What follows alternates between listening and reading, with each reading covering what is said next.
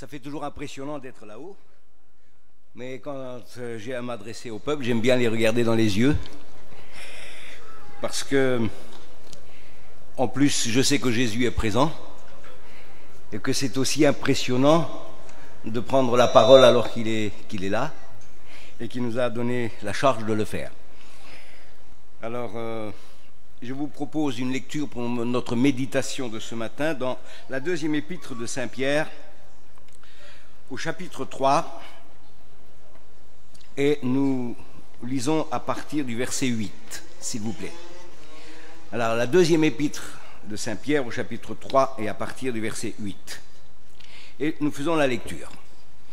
« Mais il est une chose, bien-aimée, que vous ne devez pas ignorer, c'est que devant le Seigneur, un jour, c'est comme 1000 ans, et 1000 ans sont comme un jour.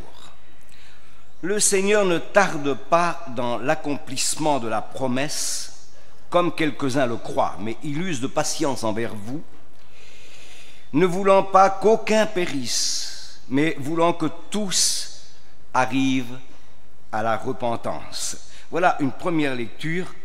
Et puis, une autre lecture dans l'Épître aux Romains, chapitre 2.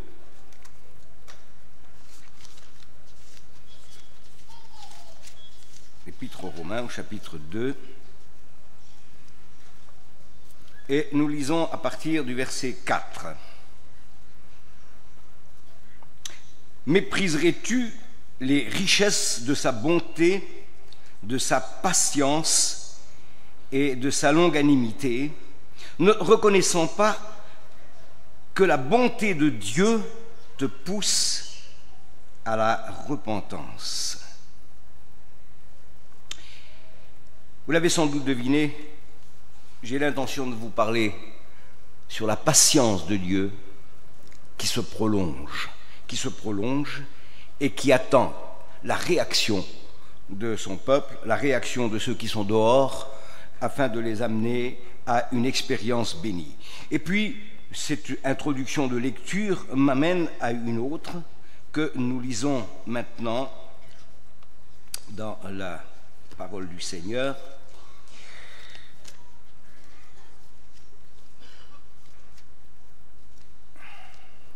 Dans l'Évangile selon saint Luc au chapitre 13 et le verset 6. Nous lisons 4 versets. Et Jésus dit aussi cette parabole. Un homme avait un figuier planté dans sa vigne. Il vint pour y chercher du fruit et il n'en trouva point. Alors il dit au vigneron, voilà 3 ans que je viens chercher du fruit à ce figuier, et je n'en trouve point. Coupe-le. Pourquoi occupe-t-il la terre inutilement?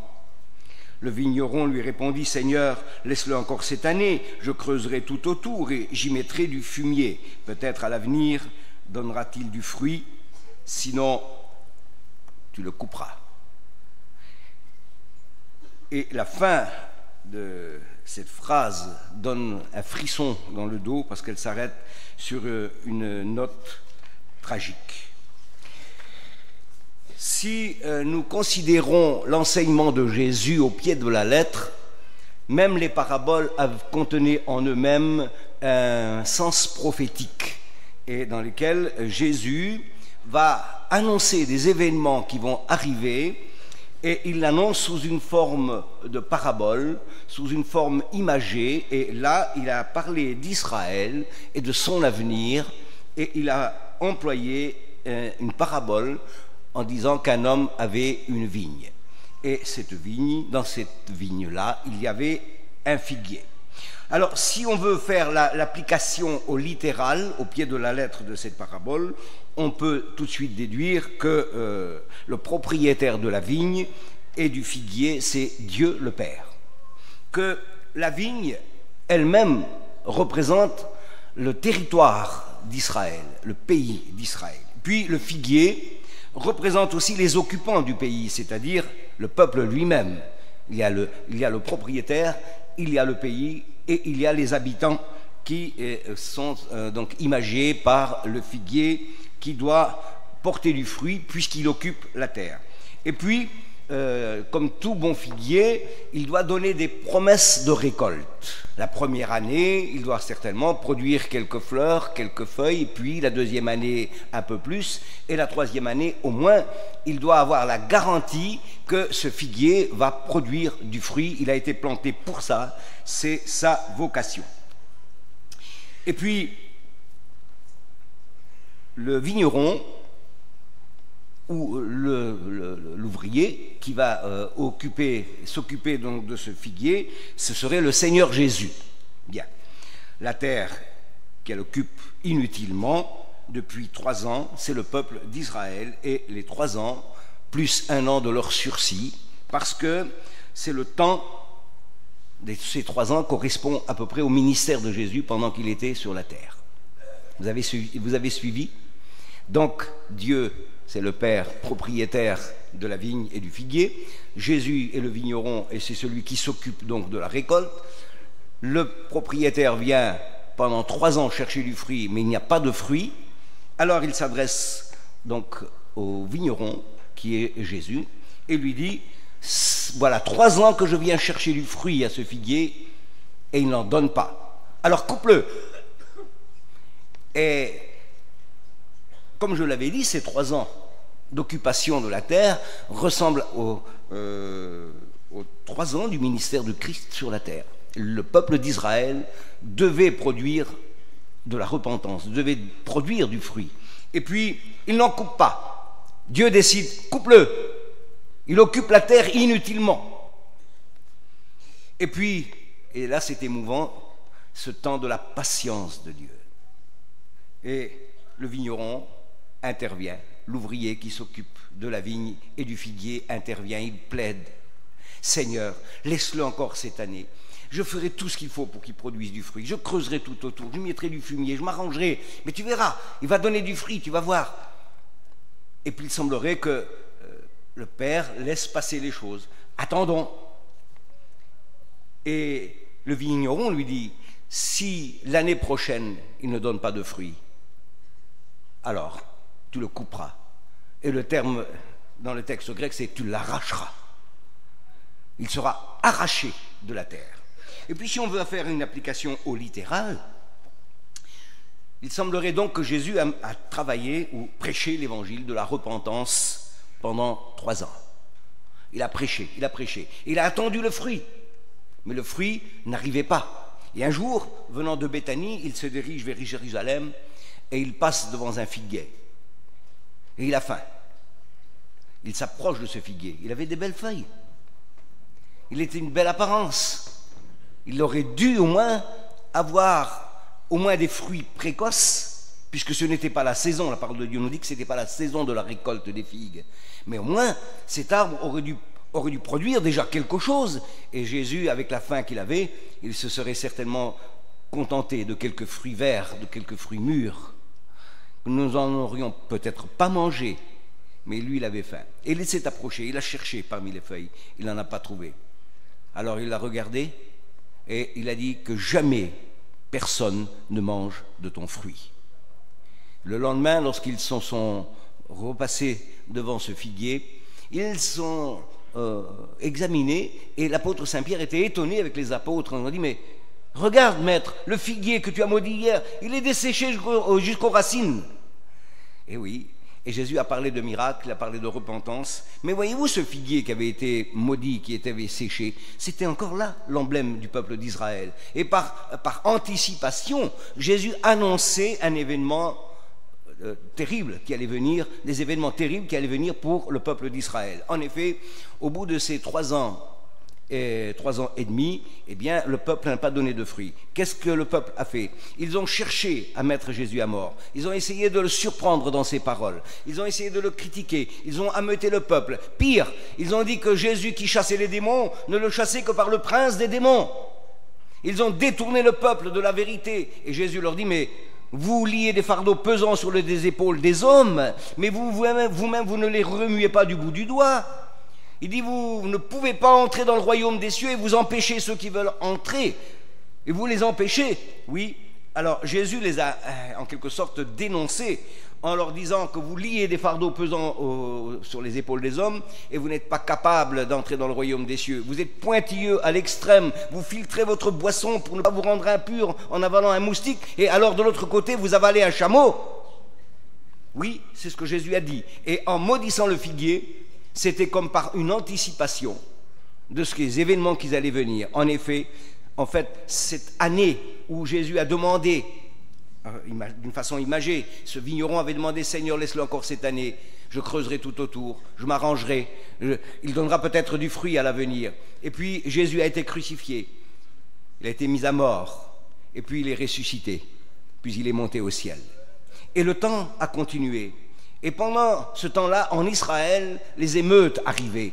Le peuple israélite, imbibé, imprégné de sa religion, ne pouvait pas supporter que le pays soit rempli d'idoles. Vous savez qu'à ce temps-là, le pays était occupé par les Romains, et que à Césarée en particulier, qui était une ville, comment dire, administrative et militaire, c'est là que se cantonnaient donc les légions, les formidables légions de l'époque, et la cité administrative romaine. C'est là que les gouverneurs s'installaient pour les périodes d'hiver ou d'été.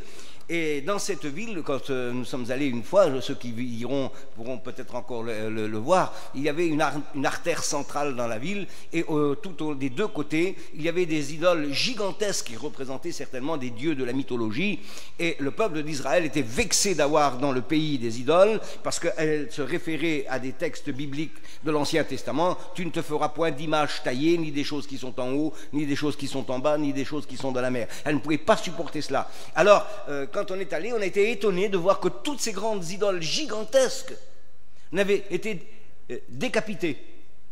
Mais dit, comment ont-ils pu faire cela? Il fallait beaucoup de courage. Oui, ils ont décapité c'était des œuvres d'art. Aujourd'hui, ça aurait été certainement des œuvres d'art.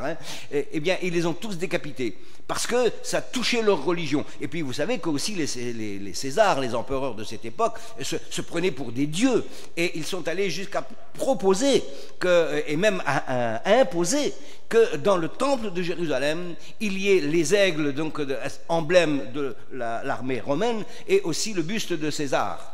Eh bien, le peuple s'est soulevé. Il a commencé dans les villes et dans les villages, et ils ont voulu mettre à la porte les occupants, et la résistance s'est organisée. Et puis les armées sont venues, les Romains sont venus, et puis village par village, ville par ville, ils se faisaient écraser, ils se faisaient piétiner, et puis ils se sont repliés vers la ville de Jérusalem. Et dans la ville de Jérusalem, Joseph Flavius, qui était un historien de l'époque, contemporain de la prise de Jérusalem, eh bien, il a expliqué en détail les choses telles qu'elles se sont passées. Il y avait donc dans la ville, il y avait trois factions différentes. Il y avait trois groupes qui s'opposaient entre eux, qui voulaient tous gouverner. C'était des rapaces qui volaient le peuple, qui écrasaient le peuple. Et de l'autre côté, eh bien, les armées romaines, la terrible 10e légion romaine était venue avec Titus, et ils se sont cantonnés devant la ville.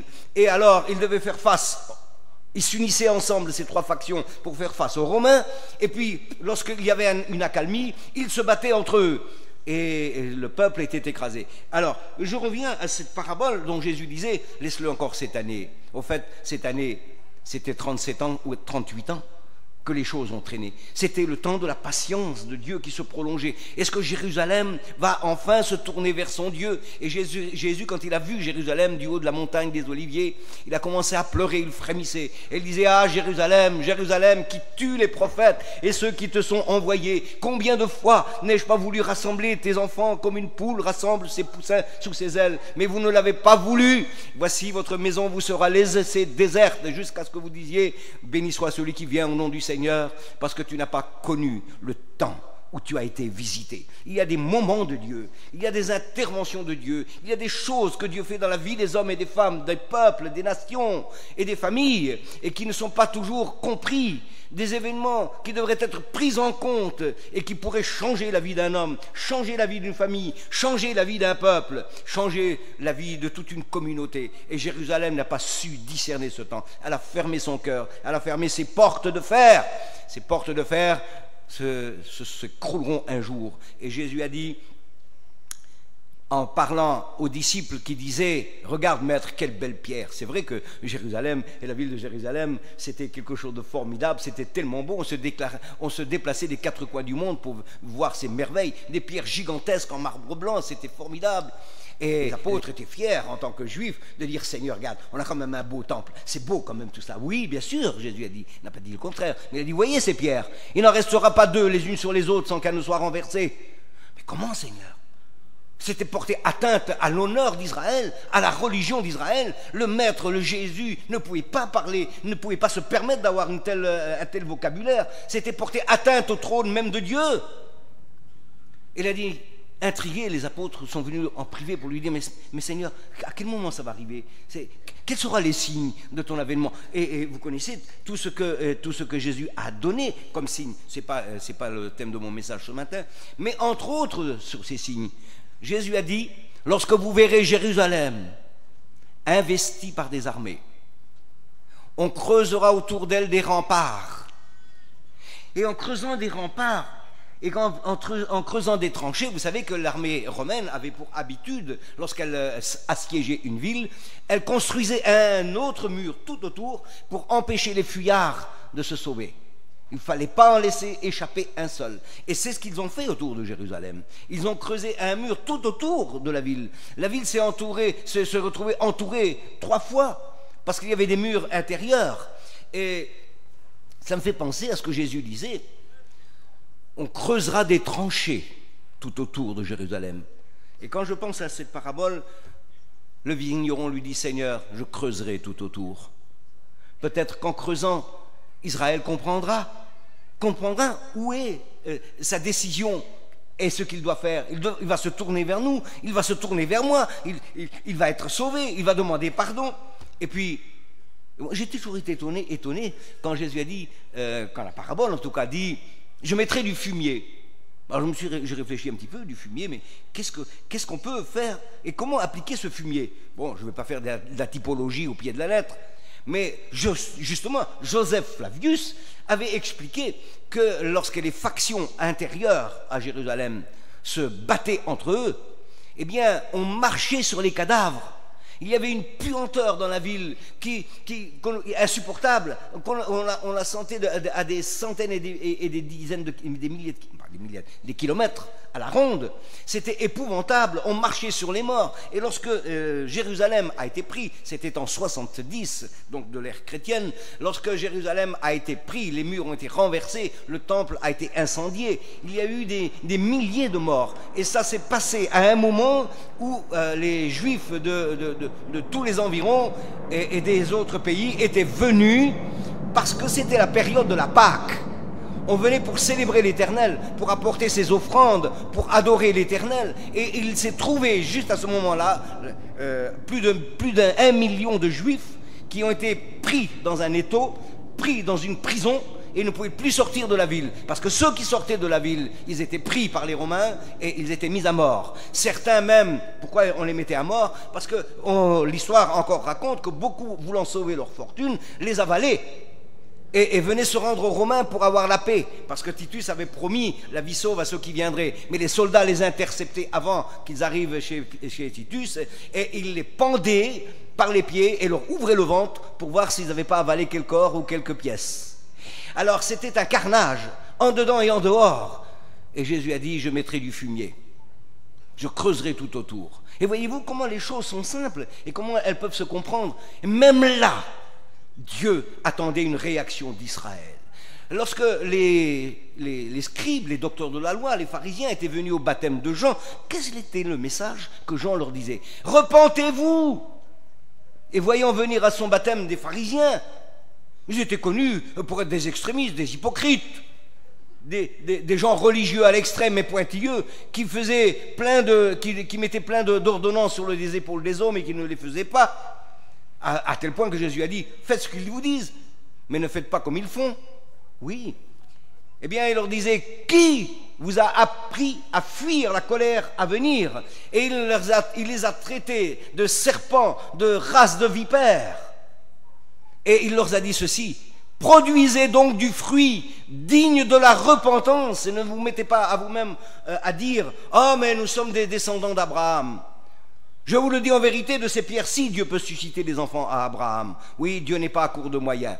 Certes, les Juifs se référaient à leur identité de descendants de l'ami de Dieu, Abraham, celui en qui Dieu avait mis cette promesse: je te bénirai et je multiplierai ta postérité comme les étoiles du ciel et le sable au bord de la mer, et toutes les nations seront bénies en ta postérité. Alors pensez, être avec Abraham, être un descendant d'Abraham, quelle garantie, quelle opportunité, quelle assurance, quelle garantie, parce qu'Abraham était le copain de Dieu, c'était l'ami. Être moi l'ami de Dieu et en plus son descendant, je suis forcément dans la même lignée des gens qui ont été comment dire, privilégiés. Parce que même les Juifs disaient, lorsque les croyants allaient de l'autre côté, il mourait, il allait dans les bras d'Abraham. Parce qu'à Abraham, il ne pouvait arriver aucun malheur, c'était l'ami de Dieu. Donc celui qui partageait le même endroit avec Abraham ne pouvait être que béni. Eh bien, il leur disait, produisez donc des fruits dignes de la repentance. Et il ajoute ces mots terribles. Déjà, la hache est mise à la racine des arbres. Et tout arbre qui ne porte pas de fruits sera coupé. Il sera jeté au feu.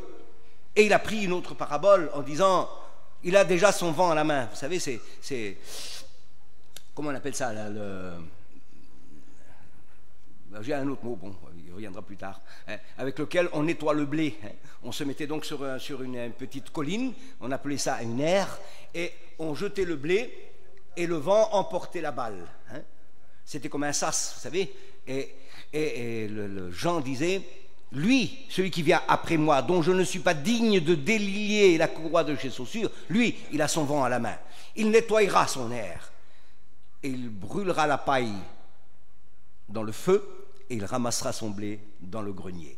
Alors ce sont des choses qui se comprennent dans le contexte prophétique. Oui, Jésus va nettoyer son air, il va nettoyer et il va prendre le blé, il va le jeter au feu, il va brûler, mais le bon blé, il sera mis dans les greniers. Mais l'arbre qui ne porte pas de fruits sera coupé. Et il a dit que le temps était tellement proche et c'était tellement sûr, vous devriez prendre garde, parce que la hache est déjà à la racine.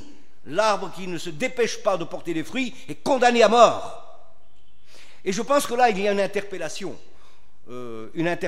pour chacun de nous. Et ici, je ne veux pas vous traumatiser, je ne veux pas vous terroriser non plus, ce n'est pas mon intention. Mon intention, c'est de vous aider, vous exhorter, vous encourager, à qu'à la fin de cette réunion, vous direz, Seigneur, cette fois-ci, je vais m'y mettre, cette fois-ci, je vais t'obéir, cette fois-ci, je vais faire des progrès. Il faut de temps en temps qu'on soit un peu secoué, qu'on revienne à nous-mêmes, parce que l'Apocalypse le dit, tu ne sais pas que tu es aveugle. Est-ce possible que des gens croyant voir ne voient rien? Tu ne sais pas que tu es aveugle, tu ne sais pas que tu es pauvre, tu ne sais pas que tu es nu. Pas possible. On vit dans une telle indifférence, on vit dans un tel endurcissement. Est-ce possible? Oui, je pense que des chrétiens, le peuple de Dieu, peuvent vivre à un certain niveau, à un certain degré, une sorte d'indifférence, une sorte de cécité, une sorte de nudité, et qui ne se comprend pas, une certaine pauvreté à un certain niveau, il ne le comprend pas. L'apôtre Saint-Pierre n'avait pas compris sa position. C'est quand il avait été en présence du miracle, de la pêche miraculeuse, qu'il a été saisi d'une révélation. Les écailles de ses yeux sont tombées, alors que les écailles des poissons étaient toujours là. Il a dit, Seigneur, retire-toi de moi, je suis un homme pécheur. Oui, c'est lorsqu'on entre dans la présence de Dieu et qu'on sent cette présence, qu'on se rend compte tout à coup la distance qu'il nous reste à parcourir. Et tout à coup, on n'est pas paniqué. Ça m'est arrivé, ça vous est arrivé. On panique. Seigneur, c'est pas possible. Je suis si loin de toi. Il faut que je fasse quelque chose. Il faut que je m'attelle tout de suite. Est-ce que je vais avoir le temps de réparer tout ça? Ah, ça c'est le doigt du Saint-Esprit. C'est la lumière du Saint-Esprit qui vous imprègne et qui vous ouvre les yeux. Mais le drame, c'est qu'on est malade, aveugle et nu, et le pire, c'est qu'on ne s'en rend pas compte. Ben, j'aimerais bien qu'au moins ce matin, quelques-uns se rendent compte de leur situation et se disent, Seigneur, je vais faire quelque chose, je vais réparer quelque chose. Donc, Jésus a fini par maudire le figuier. Alors, bon, l'idée arrive tout de suite dans la conversation. Si Jésus a demandé 1 an, est-ce que l'on peut déduire que Dieu donne un sursis à des chrétiens qui refusent de corriger leur existence, de corriger leur vie, de corriger certaines choses, et on s'est dit, mais alors, je vis avec une épée au-dessus de ma tête, Je vis avec une hache à mes pieds, et quel est le sursis que je dois avoir? Jésus a laissé un sursis à Jérusalem. Il a duré 38 ans. Et même jusqu'à la fin de ce sursis, il a creusé des tranchées. Il avait mis du fumier dans la ville, l'odeur, la peste. Les femmes mangeaient leurs propres enfants par la souffrance et par la famine. On se cachait pour manger ses enfants. Et lorsqu'on découvrait que quelqu'un avait conservé quelque chose à manger, il était pris, il était mis à mort. Et les factions prenaient tout, volaient tout. Oui, je mettrai du fumier. Devant la souffrance, un homme s'humilie. Devant le chagrin, la détresse, les hommes parfois reviennent à eux-mêmes, à de meilleurs sentiments. Lorsque tout va bien, eh bien, c'est facile de vivre avec le Seigneur. Mais lorsque la maladie frappe, lorsque le deuil frappe, lorsque les accidents sont là, lorsqu'on a des souffrances, lorsqu'on a des problèmes, alors on entre en nous-mêmes, on réfléchit, on est malheureux. Et c'est justement une de ces positions, de ces situations que le Saint-Esprit va employer et pour attirer l'homme à lui.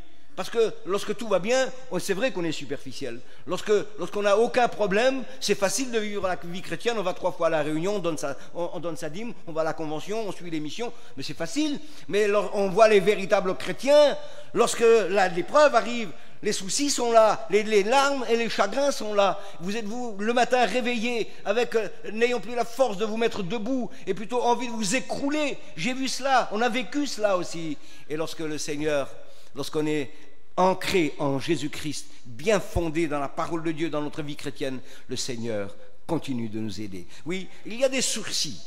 Et alors, bon, d'emblée, je peux vous dire tout de suite où le sursis va s'arrêter.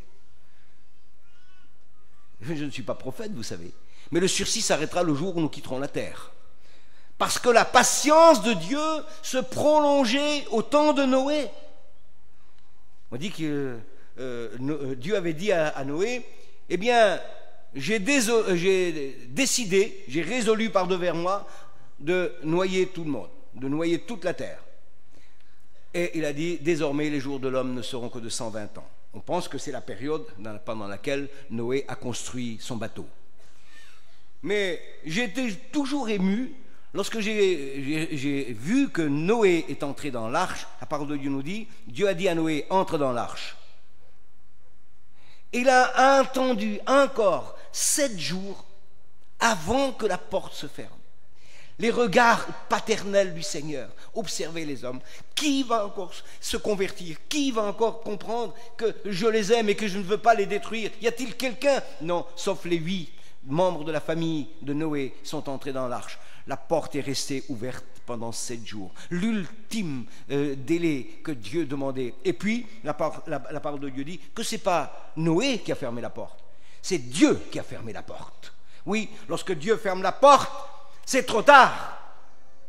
Ah, ici, bon, il y a certains qui vont penser que lorsqu'ils ont été rétrogrades, que c'était fini, qu'ils sont déracinés, qu'ils sont coupés, qu'ils sont jetés. Pas du tout. Ils ont peut-être vécu un temps où ils ont été dans les retranchements, un temps où ils ont vécu des misères, des souffrances qui font rappeler la souffrance du peuple qui était prisonnier dans la ville de Jérusalem, au milieu des morts et des puanteurs et des maladies et des pestes.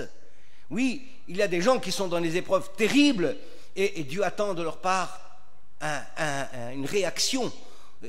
Que vont-ils faire? Malheureusement, il y en a qui passent outre. Leur cœur reste indifférent. Leur cœur reste dur, leur cœur reste impénétrable. Ils ne veulent pas se laisser persuader par le Saint-Esprit. La bonté de Dieu te pousse à la repentance. Et lorsqu'il nous pousse à la repentance, il nous repousse parfois, il nous pousse dans des retranchements, dans des situations où nous ne pouvons pas nous en tirer. Il faut une main qui vient du ciel pour nous tirer d'affaire. Ça m'est arrivé, et ça vous est arrivé certainement aussi à un moment ou à un autre, de se retrouver dans des impasses où nous nous disons c'est fini pour moi, le ciel est fermé. C'est un ciel de bronze, je ne pourrai pas m'en sortir. Et lorsque nous nous tournons vers le Seigneur en disant Seigneur, pardonne-moi, j'ai été dur, j'ai été méchant, j'ai été révolté, je n'ai pas compris ta volonté. Et tout à coup le Saint-Esprit nous baigne et nous imprègne de cette présence. Et tout à coup, on ne sait pas comment, mais Dieu a les moyens. La situation qui nous paraissait désespérée a trouvé une solution tout à fait simple. Et alors on est ému et on est étonné. Et on se dit, mais alors pourquoi je me suis paniqué comme ça? Pourquoi j'ai été paniqué? Pourquoi j'ai eu peur? Ah oui, Le Père Tout-Puissant nous suit dans l'ombre et nous sommes dans sa main.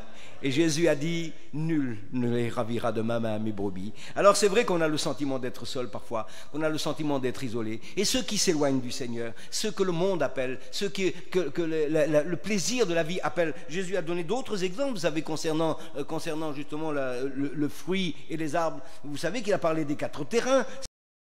C'est encore une autre parabole qui complète ce que nous venons de dire. Une partie de la semence est tombée le long du chemin, elle a été foulée par les hommes. Il y a des gens qui n'ont aucun respect de l'évangile, qui viennent embêter tout le monde et qui viennent embêter les familles, qui viennent embêter les personnes qui veulent se tourner vers le Seigneur. Ils ont un besoin de venir à Dieu. Mais non, il ne faut pas venir aux réunions, viens avec moi. Il y a des entraîneurs. Il y en a toujours qui viendront empêcher que l'œuvre de Dieu s'accomplisse dans un foyer, dans un jeune garçon, une jeune fille, un père de famille, oui, une mère de famille. Et ces choses-là existent, vous le savez bien. Il y a des entraîneurs, il y a des buveurs, il y a des batailleurs, il y a des choraveurs, il y a tout ce qu'on veut. Et ils trouveront toujours quelqu'un à entraîner avec eux. Oui, alors, ils seront foulés aux pieds par les hommes et Satan viendra sous la forme des petits oiseaux. Il viendra manger la semence. Vous n'avez jamais vu des épouvantails dans les champs ? Pourquoi ces épouvantails? C'est justement pour empêcher les oiseaux de venir manger la semence, parce que si on laisse les corbeaux faire, eh bien la récolte est compromise, il n'y aura pas de récolte, il n'y aura pas de moisson. Le cultivateur s'est donné beaucoup de mal, il a labouré la terre, il l'a préparée, mais dans le sol on trouve tout ce qu'on veut. Il y a des parties où il y a des pierres, et ceux qui sont tombés parmi les pierres, eh bien ce sont les gens qui se sont enthousiasmés, que c'est beau l'évangile, c'est formidable, c'est glorieux, ah mais je vais aller à la mission, je vais faire ci, je vais faire là. Et puis lorsque les revers commencent, les difficultés arrivent. Ah, il dit, mais moi je croyais pas que c'était comme ça, moi. Et puis il trouve là une occasion de chute. Jésus dit, il n'avait pas de racines. Ce sont des gens superficiels. Méfions-nous de notre superficialité. Il faut parfois de temps en temps s'examiner, se passer soi-même au scanner ou à la radio et voir exactement où nous en sommes, parce que c'est une question d'éternité, c'est une question de vie et de mort, mes amis. Il faut que nous soyons vigilants sur notre vie, il faut veiller au grain. Et l'apôtre Saint Paul disait, veillez à ce que personne ne vous ravisse le prix de la course, c'est important. C'est une question de vie éternelle et de vie avec Dieu, ou alors de mort éternelle et de condamnation éternelle. Il ne faut pas rater la porte, il ne faut pas rater l'occasion que Dieu nous donne. Il y a 54 ans, Dieu avait visité notre mission, notre peuple. Nous étions des gens qui étaient rejetés à l'extérieur, nous étions dans la marginalité, et Dieu nous a aimés. Et ça me touche toujours parce que je me sens concerné par tous ces événements, et je ne peux pas rester indifférent, j'essaie de les expliquer tel que je le comprends. Comment fait-il que ce Dieu tout-puissant a eu compassion de nous? Il a appelé notre peuple, de toutes nos tribus, et il les appelait à la repentance, il les appelait au salut. Il ne nous a pas fait de la théologie. Le COSEC de ce temps-là aurait pu nous en faire. Nous ne savions pas grand-chose, mais la parole de Dieu nous était simple. À ce temps-là, nous n'avions pas parlé de grandes tribulations, on n'a pas parlé de retour de Jésus-Christ. On nous disait que Jésus nous aimait. Et les gens se tournaient vers le Seigneur. Ils se repentaient dans des repentances sincères. Ils étaient nés de nouveau, ils étaient transformés. Les buveurs ne buvaient plus, les menteurs ne mentaient plus, les choraveurs ne choravaient plus. Par quel miracle ces choses s'étaient faites? Oui, il y avait le doigt de Dieu, le Saint-Esprit qui était intervenu et les vies ont été changées. Les ennemis se sont réconciliés. Depuis, la mission continue, le miracle continue. Des milliers et des milliers sont venus à Jésus-Christ. Personne ne savait ce que c'était que le baptême du Saint-Esprit. Moi, j'ai été baptisé du Saint-Esprit. J'étais dans mon fourgon, j'étais pas marié, j'avais 15 ans. Je parlais en langue des heures et des heures. Et ma mère, qui ne savait pas ce que c'était, m'a dit longtemps après, elle dit, Babalo, je t'entendais parler en langue, j'avais trash, je ne savais pas ce que c'était. Mais oui, mais on ne savait pas. On a découvert ces expériences ensuite dans la parole de Dieu. Oui, notre expérience vécue au sein de notre mission est une expérience authentique, signée par le doigt du Saint-Esprit, mes amis. Le temps où Dieu nous a visités ne doit pas être oublié. Beaucoup ont oublié. Il se lève aujourd'hui une nouvelle génération qui ne connaît pas l'Éternel. Une nouvelle génération qui est attirée par le monde et qui nous cause des problèmes, dans les familles, qui cause des problèmes dans nos missions. Même certains jeunes se lèvent et qui ont voulu servir Dieu et qui ont combattu, qui n'ont pas compris. Oui, il faut rester humble, il faut rester simple. La théologie, nous pouvons en faire. Nous pouvons parler de la Bible avec nos limites et nos moyens. On est des voyageurs, on est des gitans, nous, on cabosse le français. Mais l'Évangile nous a imprégnés. Nous l'avons lu pendant des heures et des heures et des nuits entières. Il y a toute une équipe d'hommes qui ont étudié la Bible et qui savent assez. Ils en savent suffisamment pour aller au ciel, mais sans aussi suffisamment pour aider les autres, pour les amener et les diriger au ciel. Il y a aujourd'hui plus de 1250 prédicateurs dans notre mission qui sont remplis du Saint-Esprit et qui ont décidé de sauver le peuple. Il veut amener le peuple au ciel. C'est notre volonté, c'est notre désir, c'est notre souhait. Nous avons une école biblique, nous avons des activités missionnaires dans le monde entier. Qui a pu faire cela si ce n'est que le doigt du Saint-Esprit qui est intervenu? Mes amis, nous avons eu notre temps de visitation. Oui, des milliers ont été guéris, des milliers ont été baptisés du Saint-Esprit, des milliers se sont tournés vers Jésus-Christ, non seulement en France, mais en Europe et dans le monde. Eh bien, mes amis, c'est une œuvre merveilleuse. Je l'avais dit hier, c'est une œuvre merveilleuse. Et on nous respecte pour cela. Les mouvements évangéliques dans le monde entier nous respectent parce que nous sommes une œuvre de Dieu. Il n'y a pas de grands théologiens parmi nous, on sait assez pour savoir comment on va aller au ciel. Et nous irons au ciel. Dieu veut absolument vous emmener au ciel. Est-ce que vous le croyez? Oui, mais Dieu aujourd'hui use de patience envers la nouvelle génération et peut-être aussi quelques-uns de l'ancienne génération qui se laissent endormir et qui ne comprennent pas qu'à un moment donné ils sont aveugles, qu'ils boitent, qu'ils sont nus et qu'ils sont pauvres et qu'ils ont besoin du secours du ciel. Ils ont besoin d'une intervention de Dieu. Et je vous le dis du fond de mon cœur. Je tremble lorsque je vois nos jeunes et qu'ils s'avancent dans la vie, des jeunes foyers qui ne sont pas baptisés. Et pourtant, ils ont des parents qui sont chrétiens, ils ont des frères qui sont serviteurs de Dieu. Oui, je dis, ma famille, c'est des chrétiens. Eh bien, Jean-Baptiste a dit aux pharisiens, aux sacrificateurs et aux scribes, ne vous mettez pas à vous dire en vous-même, nous avons Abraham pour père. C'est un prétexte, c'est un faux prétexte. Et il est dangereux, il ne vous abritera pas. Voilà ce qu'il disait. Produisez vous-même les fruits de la repentance. Montrez que vous vous êtes repentis. Parce que vous savez, il y a des repentants. Là, une repentance qui n'amène pas à un engagement avec Jésus-Christ, eh bien, ce n'est que du remords. Et le remords, ça ne sauve personne. Avec un remords, on se suicide. Judas s'est suicidé. Oui, il a eu du remords, mais ça n'a pas suffi pour le sauver. Il y a eu d'autres dans l'Ancien Testament, des hommes célèbres, qui ont eu de remords, mais ne les ont pas amenés à la repentance, au salut. Seuls ceux qui comprennent ces choses et qui disent « Seigneur, j'ai mal fait. Est-ce que tu pourrais encore faire quelque chose pour moi? Est-ce que tu voudrais bien, Seigneur, me prendre en charge? Je suis vilain, je suis tout ce qu'on veut. J'ai fait des choses qui te déplaisent et je voudrais tant maintenant te suivre. Est-ce que c'est trop tard pour moi? Il y a des années que je suis baptisé, il y a des années que je te suis, mais je boite, je ne suis pas satisfait de ma vie, j'ai besoin d'autre chose. Est-ce que tu peux me renouveler à cette convention? Est-ce que tu peux faire quelque chose pour moi? Oui, mes amis, la patience de Dieu n'est pas encore à son terme. Le jour viendra. Et le jour viendra peut-être pour certains plus vite qu'ils ne le croient. La mort peut balayer à un moment ou à un autre n'importe qui d'entre nous. Qui est maître de sa destinée? Et je l'ai dit, et je le dirai encore une fois ce matin, qu'un rabbin qui donnait des cours à ses élèves et disait toujours, il faut vous repentir une journée avant votre mort. Alors il y en a un jeune qui était intrigué, qui disait, maître, je voudrais vous poser une question. Oui. Eh bien, comment pouvez-vous dire comment se repentir un jour avant la mort? Personne ne connaît le jour de sa mort. Eh bien, elle lui a répondu, puisque vous ne connaissez pas le jour de votre mort et que c'est peut-être demain, alors repentez-vous aujourd'hui.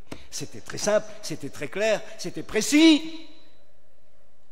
La question de l'éternité, c'est pas demain qu'on la réglera, c'est tout de suite, c'est maintenant. Le temps de Dieu est encore là. On entend déjà au loin le grondement du tonnerre. On entend les premières secousses du vent du cyclone qui viendra balayer la terre. Et certains vont mourir. Nous serons, dans 50 ans, il y a plein, il y a peut-être avant, plein de personnes ne seront pas là. Lorsque nous serons de l'autre côté, c'est trop tard pour corriger quoi que ce soit. C'est ici-bas qu'il faut les corriger. C'est ici-bas qu'il faut régler la question, mes amis. Je ne ferai pas de l'évangélisation, mais j'en fais quand même. On a toujours besoin d'un peu d'évangélisation, parce que parfois on s'encroute, on a besoin d'être bousculé, d'être secoué de temps en temps. Tant pis si on n'est pas compris, tant pis si on dit « Ah ben, il a été un peu trop loin, il a été dur le pasteur ». Ça ne fait rien, nous prenons nos responsabilités, nos engagements. Il vaut mieux parfois faire mal et de pousser des gens à une réaction que de dire « Tout va bien mon frère, tout va bien ma soeur, alléluia, c'est formidable ». Et les gens vont en enfer.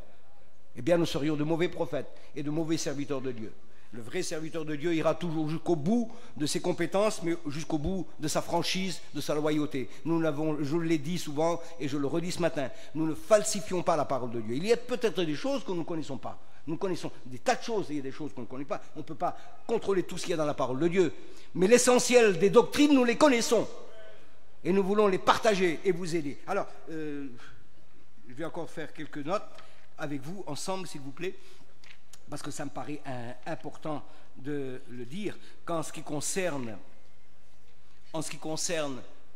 les arbres fruitiers, Jésus a donné une autre parabole concernant le sarment et le cep, Jean 14. Vous avez déjà lu cela. Oui, mon père est le vigneron. Eh bien, Jésus est le cep. Si vous n'êtes pas à Jésus-Christ, si vous n'êtes pas attaché à Jésus-Christ, vous êtes foutus. Parce que Jésus a dit, si quelqu'un ne demeure pas en moi, il est jeté dehors. Est-ce que c'est Jésus qui l'a jeté dehors? Non, il a dit, si quelqu'un ne demeure pas en moi. Et là, il souligne un point important. Il y a des gens qui se sont un jour engagés, et puis qui se sont retirés. Si quelqu'un ne demeure pas en moi, il y a des gens qui ne trouvent pas leur compte dans la vie chrétienne. Ils ont besoin de goûter au plaisir du monde. Il y a des gens qui ont bien démarré. Il y a des jeunes qui ont bien démarré dans la vie. Parce que quand je considère des jeunes foyers qui s'en vont dans la vie, ni l'un ni l'autre ne sont baptisés, eh bien, ils ont des malades. Et ils vont savoir qui demander. Leurs enfants ne sont pas présentés à Jésus-Christ. Eh bien, qu'est-ce qu'ils vont faire? Ils n'ont plus de religion. Ils étaient catholiques autrefois. Nos jeunes, en tout cas, ne le sont plus. Mais nous, les anciens, nous étions tous catholiques. Quand nous sommes venus à Jésus-Christ, on a été baptisés, les choses ont changé. Mais nos jeunes ne sont ni catholiques, ils ne sont ni évangéliques. Ils n'ont plus de religion, c'est entre les deux. On ne sait pas quoi faire avec eux. Alors, il faut bien qu'ils se décident. Parce que quand ils ont des problèmes, ils vont bien avoir. Parce que ceux jeunes, ces foyers, ils ont des malades, des souffrances, des deuils, des maladies. Ils ont besoin d'un contexte. Et on se dit, ah, mais mon père, il est serviteur de Dieu. Ou mon frère est serviteur de Dieu. Ça ne sert à rien. Si vous n'avez pas mis vous-même votre vie en règle avec Jésus-Christ, la cognée est déjà mise à la racine des arbres. Dieu ne fera pas le triage. C'est ceux qui ne porteront pas de fruits qui n'iront pas jusqu'au bout. Il y a des gens qui portent des fruits. Ah, il y en a qui... Ah, quand même, il y a des promesses. Oui, on peut fouiller dans les branches, dans les feuilles, on va trouver des fruits. Mais ce sont des fruits impropres à la consommation. Ce sont des fruits amers. Il y a des fruits de dispute. Il y a de la boisson encore chez les chrétiens. Il y a du chorében chez les chrétiens. Il y a de la tromperie chez les chrétiens. Est-ce possible? Oui, il y a des fruits qui ne sont pas consommables. Il y a des gens qui disent, ah, mais les fruits, c'est pour moi. Un arbre ne donnera jamais de fruits pour lui-même. C'est pour les autres qu'il donne du fruit. Et c'est très important, mes amis. Dieu vous a placé dans la mission. Ce n'est pas pour vous pavaner, ce n'est pas pour votre avantage seulement. Bien sûr que vous êtes sauvés. Mais parce que vous êtes sauvés, vous devenez un fruit comestible. Vous êtes un moyen de gagner les autres. Vous ne savez pas, vous ne pouvez pas être évangéliste, vous ne pouvez pas être pasteur, mais vous pouvez prier. Prier, c'est le lot de tout le monde. C'est une obligation.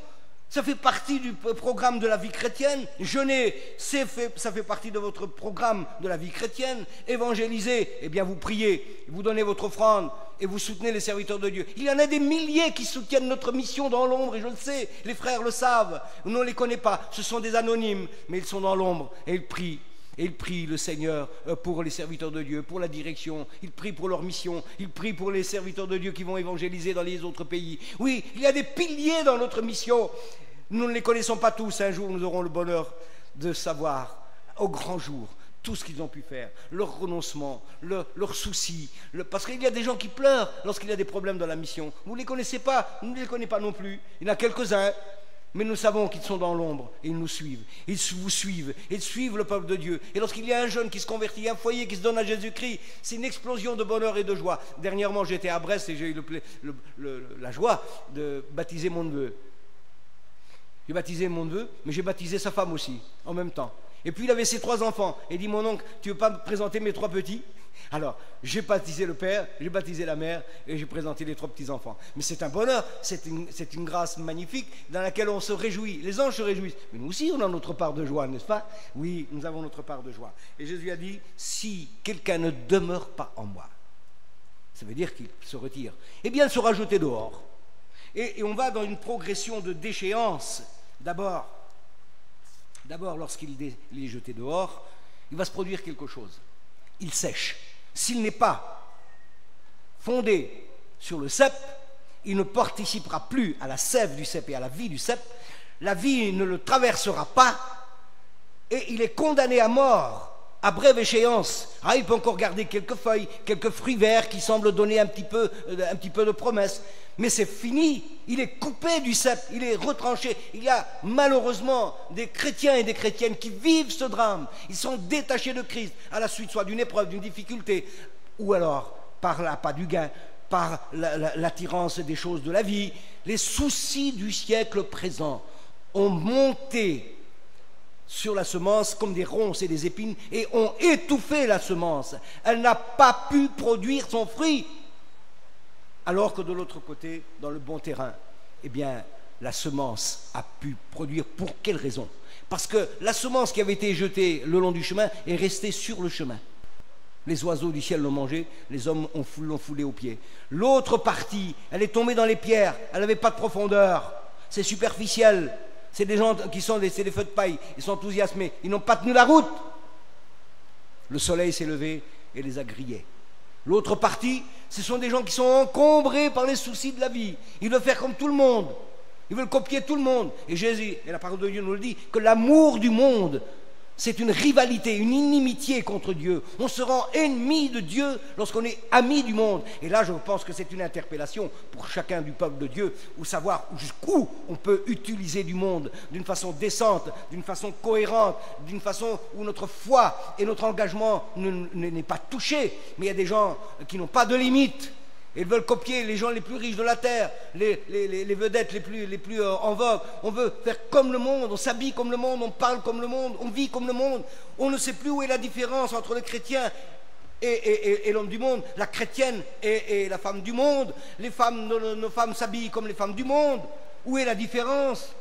On parle, on chante, on fait tout comme les gens du monde. Mais c'est dangereux, mes amis. Ils sont nus, ils sont aveugles, et ils sont malheureux.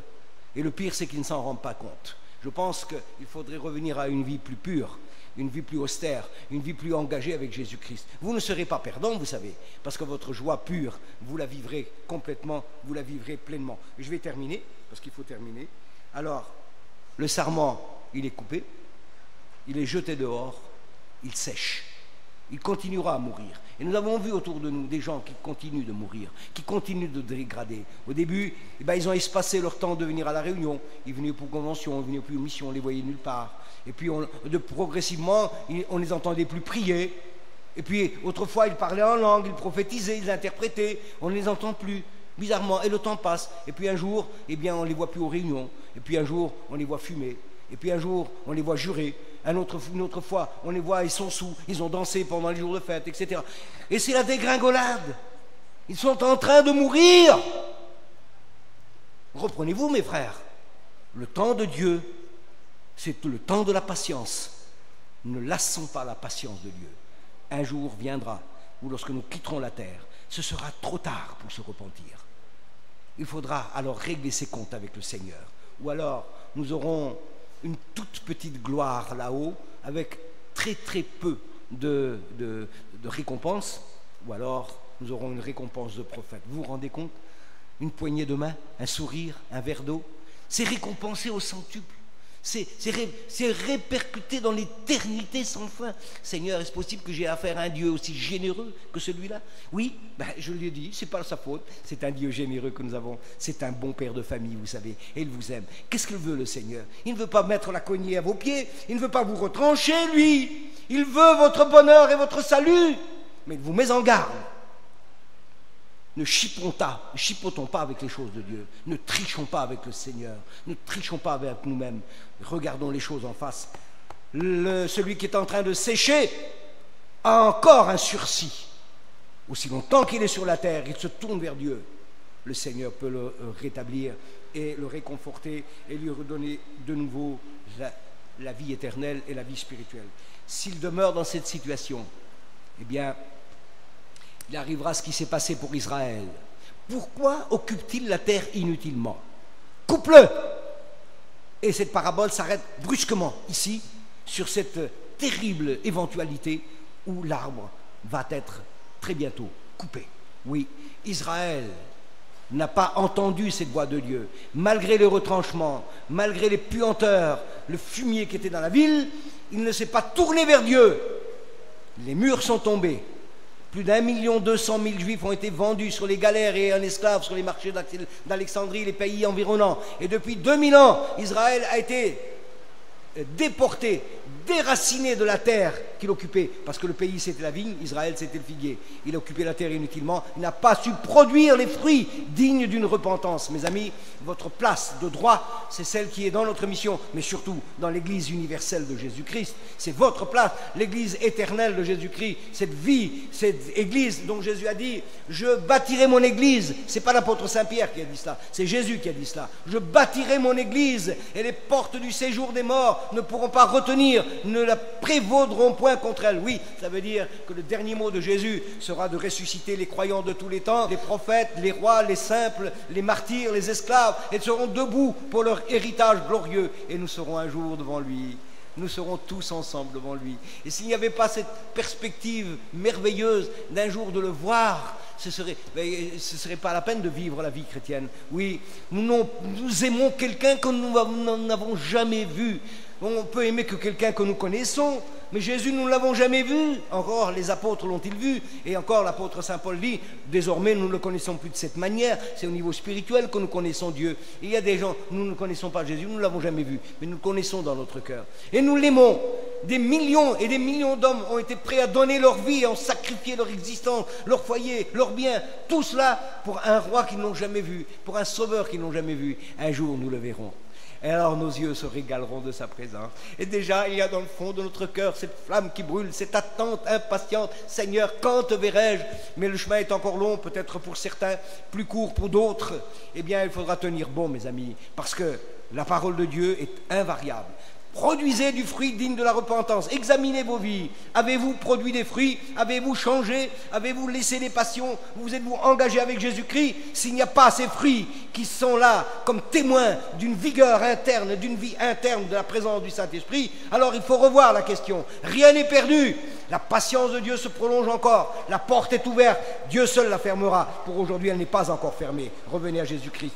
Prenez des décisions, revoyez vos vies, dites Seigneur, je veux me donner à toi, Seigneur, je veux me changer ma vie, je veux m'engager avec toi, qu'importe arrivera ce qui arrivera. Il y a des jeunes qui se sont engagés, qui ont été reniés par leurs parents parce qu'ils se sont engagés avec Jésus-Christ, qu'importe. Quand on met la main à la charrue, on ne regarde jamais en arrière. On coupe les ponts derrière soi. C'est une vie nouvelle qui approche. Et quelle vie, quelle belle vie. Une aventure merveilleuse avec Jésus-Christ. Nous avons connu le temps, nous avons été visités. Il y a des jeunes qui ont été visités et qui n'ont pas su discerner ce moment, ils sont repartis dans le monde. Quel dommage, quel dommage.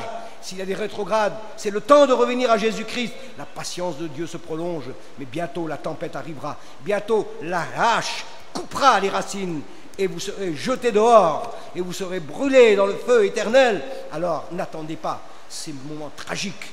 Dieu nous laisse ce matin le temps de la repentance. Nous allons fermer les yeux. Nous allons prier le Seigneur ensemble. Nous allons nous placer devant lui. C'est très important d'avoir un moment de réflexion. Et c'est très important, non seulement de prêcher, bien sûr, mais c'est un moment où l'on se reste silencieux devant le Seigneur et dire au Seigneur, Seigneur, donne-moi des oreilles de disciple, que je puisse comprendre ta parole. Ouvre mes yeux pour que je puisse voir où tu veux me mener, discerner le chemin dans lequel tu veux me conduire. Ouvre mes oreilles pour que je puisse comprendre. Ouvre mon cœur pour que je puisse laisser descendre ta parole dans mon cœur. Et le Dieu de paix et de la miséricorde, le Dieu de toute patience sera avec vous et vous aidera ce matin. On prie le Seigneur. Dieu vivant, je te bénis pour ta parole. Je te rends grâce et je te loue pour cette parole. Qu'elle puisse être, Seigneur, dans nos cœurs comme cette ondée qui tombe et qui arrose nos vies, qu'elle puisse produire en nous le fruit digne de la repentance. Aide-nous, des frères sont, Seigneur, avec ou des sœurs, n'ont que des fruits amers, des fruits qui ne parviennent pas à maturité. Aide-les, bénis-les. Que ce matin, Seigneur, la rosée du Saint-Esprit soit sur chacun de nous, au nom de Jésus-Christ. Amen. On reste dans la présence du Seigneur. Vous avez quelque chose à dire à Jésus, faites-le. Ce serait trop bête de passer à côté d'une telle opportunité et de dire, Seigneur, viens remplir ma vie, aide-moi.